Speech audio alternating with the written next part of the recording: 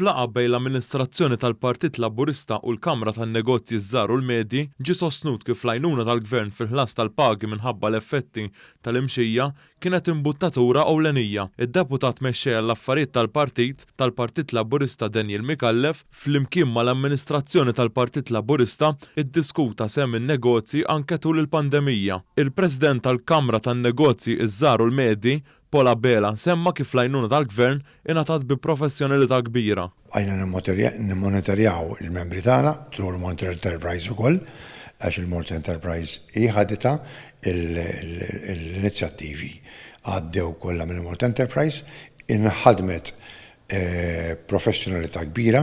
Il-kap eżekuttiv tal-Kamra tan-Negozji Żgħar u l-Medji Abigail Mamo fissret kif fl-aħħar ġimgħat wara l-pjan ta' riġenerazzjoni ekonomika ta' 900 miljun euro li njetta l-Gvern fl-ekonomija Maltija reġgħet bdiet iddur ir-rota ekonomika. Min-naħa tiegħu d-deputat mexxej tal-Partit Laburista Daniel Mikallef semma kif il-Partit Laburista għaddej bi proċessa biex jisma' lil diversi entitajiet fis-soċjetà Maltija. Aċċenna li l-Partit Laburista li qed jiċċelebra il-100 sena mit-twaqqif tiegħu dejjem ħares lejn bilanċ bejn l-ekonomija u s-saħħa. Aħna nħarsu lejn daw iż-żewġ elementi li jikkumplementaw lil xulxin l-ebda waħda ma tista' tikkomprometti l-oħra għal ġid tal-familji Maltin u l-Awċin, għal ġid ta' saħħitna, għal ġid tal-ekonomija tagħna, l-ekonomija li tfisser xogħol, ix-xogħol li tfisser il-kwalità tal-ħajja tan-negozju tal-familji Maltin u Awċin.